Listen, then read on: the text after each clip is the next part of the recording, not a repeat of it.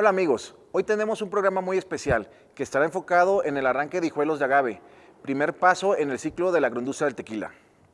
En esta ocasión tendremos las notas adictivas de nuestro tequilier Jorge Torres en una locación muy especial, las plantaciones de nuestros agaves en la región Valles. En la sección de las entrevistas nos acompaña Romaya, uno de los principales referentes en el mercado estadounidense en el tema e-commerce. Y para finalizar, en la sección de cápsulas escucharemos a Rodrigo Candelas con un tema de arte muy importante para el castillo. Vamos contigo, Jorge. Gracias, Gil. Es un placer siempre estar en Tequiliers con tan hermosa audiencia. Y bueno, esta semana nos trasladamos con todo el equipo de producción de Tequiliers a nuestros campos de agave para documentar el proceso de arranque de hijuelos, lo cual ya es tradicional cada año en esta temporada y queremos compartirlo contigo. ¡Vamos allá! Soy Jorge Torres y estas son las notas adictivas. Hoy nos encontramos con muchísimo gusto en estos hermosos paisajes agaveros para iniciar con el proceso de arranque de hijuelos, el cual queremos compartirle a todos ustedes. Acompáñenme a verlo. Lo primero que hay que considerar en el proceso de selección de hijuelos obviamente es la planta madre. Aquí tenemos agaves de 3 años de edad y de primer arranque, lo cual nos permite considerar que es una planta de primera y eso obviamente en el proceso de plantación nos asegura la calidad de los hijuelos. Para iniciar el proceso de arranque se inicia obviamente muy temprano, en el campo la mañana es la que rinde, hay que checar el instrumento, que este es el barretón de arranque y que esté bien afilado. Y les presento un poco estas ondulaciones que se encuentran. Lo de enfrente está afilado para cortar y las ondulaciones sirven para sacar el hijuelo de entre las pencas y no picarnos. La forma de agarrar el instrumento es con ambas manos, es localizar la plántula y hacer un corte en su base. Y insisto, si queda atoradito, se saca. Ahorita nuestros compañeros Alan y José nos van a explicar cómo hacerlo. Esta es mi herramienta para sacar plantas, se llama barretón. Y con este se le quita el hijuelo al maguey, para ese magueycito que le quitamos, lo planta uno. Después en otra parcela y así va siguiendo. Y después de un año o dos más, como esa chiquita que está ahí, vuelve uno a sacar. Y ese es el trabajo que se hace ahorita. Y una vez arrancada, entonces se procede al barbeo. Este es el instrumento que utilizan, el machete barbeador, que debe ser muy afilado. Se toma con guantes la plántula, se le corta el exceso de pencas para dejar libre la bola, se cortan las puntas y al final se corta la base. Se llama chaponeo. De esta forma queda libre para poder plantarla con mayor facilidad en los campos de agave.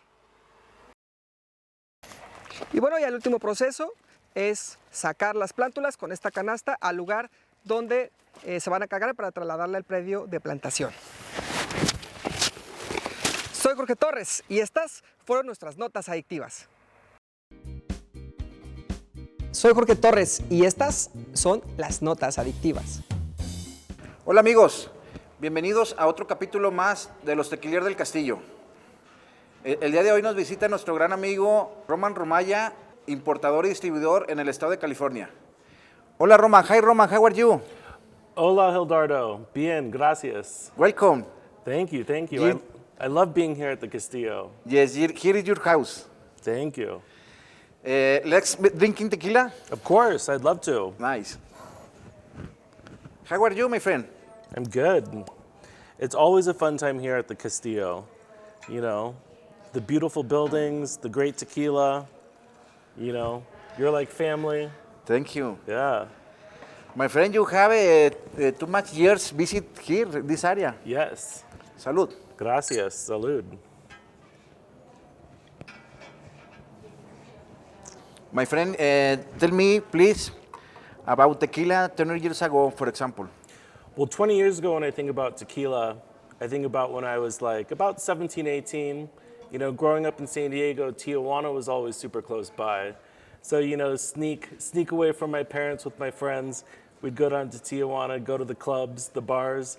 And tequila was essentially just, the girls would come around, do the whistle, pour it in your mouth, and it was just kind of And moving the... Exactly. You know, and just kind of, you know, it was about getting drunk. Like you drank tequila to get drunk. Over the years, I've noticed it's more become kind of like a connoisseur type product, similar to like a wine, a bourbon, where people like the nuances and the flavors like an Adquiere, and you sip it, you enjoy it. So it's been really cool and interesting to watch how tequila's kind of grown from just being like a party spirit to now it's something that people collect, savor, and the flavors are just all over the place these days. Like, essentially, there's a tequila for everyone now. Yes. Tequila famous every time, right? Yeah. I mean, now it's one of the things, like recently in this past year, tequila is now the number 2 most drinking spirit in the United States. Yes. It surpassed rum and vodka to essentially be, I mean, the only thing beating it now is like bourbon and whiskey. But in my opinion, give it another 10, 15, 20 years, I think tequila will be the number 1 drinking spirit in the U.S. Tomas grew up in last time. Yeah. I mean, that's the thing. It's like, it's been fun and interesting watching the tequila industry grow, from essentially just, it used to always be like the only thing you would know about when drinking tequila was a Blanco. And then slowly, Reposado kind of came into play. And then Anejos, extra Anejos. Now you have Cristalinos, Jovens. Too much. Double Reposados. But I mean, it's like, even though it might seem like too much, Yes. it really is not, because what I love about it is there really is a tequila for everyone. It's if you like the traditional Blancos to the more modern extra Anejos, it's like there's a flavor point everyone can enjoy with tequila. And then on top of it, there really is no healthier spirit when we're talking about alcohol spirits than tequila. Agave makes you feel good. Yes. Plenty of people can drink it. It's there's lots of good health benefits too to tequila. Yes. On top of it being flavorful and fun. Yes. My friend, I remember before, maybe 50 years ago, no have too much añejos and extrañejos, only blanco and reposado, right? Yeah, exactly. And so that's something that like I've noticed, like kind of essentially I am lucky I grew up in the industry, surrounded by a lot of tequila. My father owned retail stores. So it's been interesting to see how now people are getting introduced to tequila through kind of extra anejos, like former bourbon drinkers, wine drinkers, scotch drinkers. They're discovering that extra anejos have a lot of that nice oaky flavors, the roasted agave, caramel, vanilla. Premium tequilas. Premium, yeah. And the premium tequila category has exploded. Yes. And so it's been one of those things that I think people are just constantly discovering the nuanced flavor of tequila and how each tequila tastes different. It's kind of like each gnome has its own stamp, so. My friend, in my opinion, other the difference, the now before is, for example, the price. The price before is very cheap, now is very expensive. Exactly. Why? What is your opinion? The opinion of that is, I mean, it's don't forget it's an all-natural product, so it's, as agave is becoming more popular, the demand for agave. Everything people want to, and it's like it has to come from the Jalisco area, Yes. Tequila Valley, the highlands, and so you can only grow so much agave, and it's just kind of, it's like almost like the gold rush of agave. But the problem with that is it's like, it's hard for some people to break into the category because the price point sometimes, but there's still, like I was saying before, there's a tequila for everyone, It is one of those things like you have to pay for a premium product sometimes, and it's like with tequila, you always kind of pay for what you get. Yes. So if it is a more higher price point, it's a more premium quality tequila with the best agaves, the best distilling methods, and you'll be happy with that purchase. Yes, yes. My friend, one question more. And your experience, for example, you is importer now, United States, and distributor in California now. Yes. And your experience is difficult, is easy. You tell me, please. I mean, there's always easiness and difficulties for each job. You know what I mean? I would say tequila is probably the easiest spirit category to sell, especially during the past 3 to 5 years, let's say. Like if you're not selling tequila, you know, I mean, you're doing something wrong. And if you are selling tequila, you're making money because, you know, like everyone wants tequila now. I mean, gone are the days of like people looking for like vodkas that don't taste like anything because they just want to get drunk. Now, I feel like, especially with social media and the access people have to information, they're caring more actually about what they are drinking and putting into their body, which is, I think, why people are gravitating even more towards tequila. You know, because agave does have all those health benefits and it's so flavorful. And on top of that, when you're drinking tequila, it still makes you feel good and have fun. So, I mean, it's one of those things that I think the more people keep drinking tequila, the more people love it. Like, I remember my friends, like my social circle growing up, like they would all be like, oh man, you brought another bottle of tequila, you know, to a party, to a fiesta. And they always wanted like vodka or whiskey. Now it's always, if I don't bring a bottle of tequila, why didn't you bring tequila? You know, I want the tequila. I like the extra añejo stuff. The you people know? now like information, everything. And read everything labels, for example. Exactly.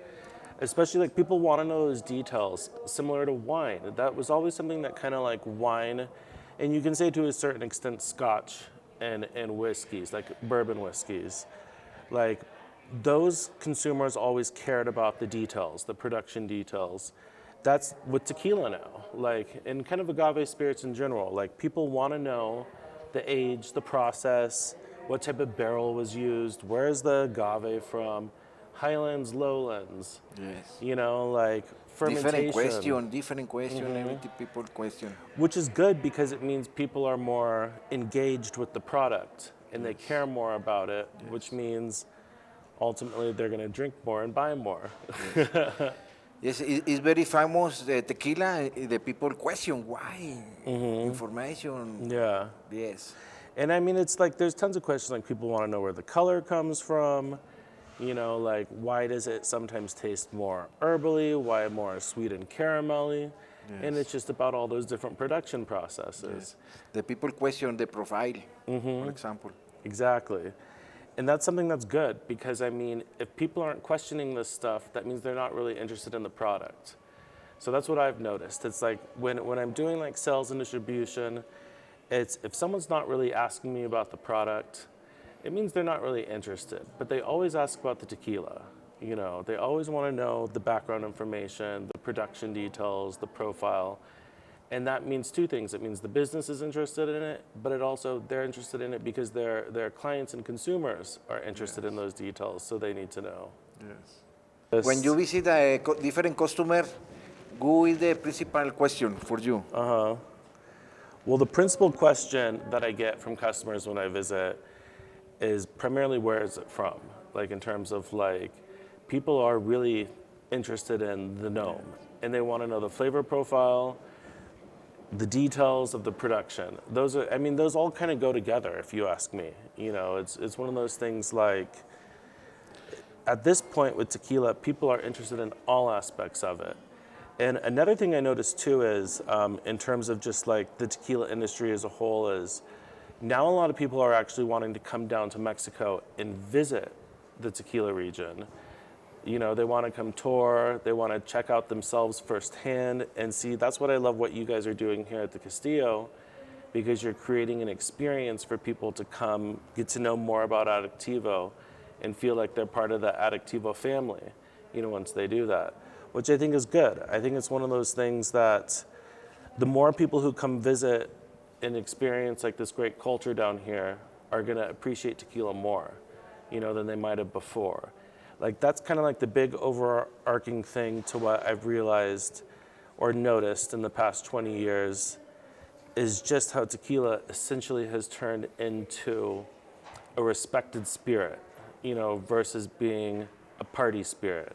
Like, and by party spirit, I mean something you just get drunk off of, you know, and it's like even now I'm noticing, like, especially in the United States, where it was never too common, is now people are even doing like dinners with food pairing, with the different types of expression, what goes well together.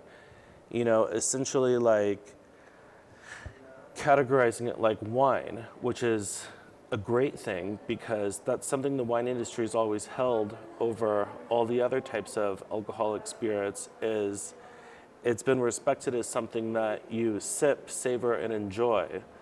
Like you don't say, it's not associated with, you know, falling over, you know, Yeah. in El Camino. And that's how tequila is now. It's like it's something people are having full dinners with, pairings, you know. Like Blanco goes good with fish, you know, a reposado tastes good with chicken. It's like extra anejos are perfect for after Everything. dinner. Everything. It's just, it's all kind of getting categorized and it's just my favorite thing is that people are totally liking tequila for its flavor Yes. and enjoying it and caring about the production details. Yes. So, My friend, in conclusion, the tequila now is more famous. The people like it more. It's better before.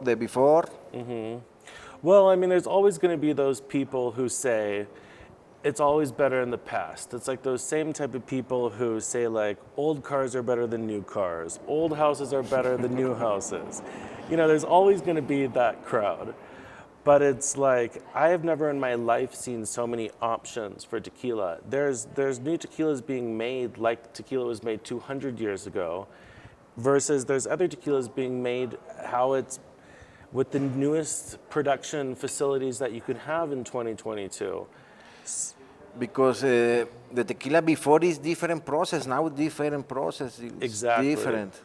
The customer is different. The time is different. Everything is different. Everything's different. I mean, it's.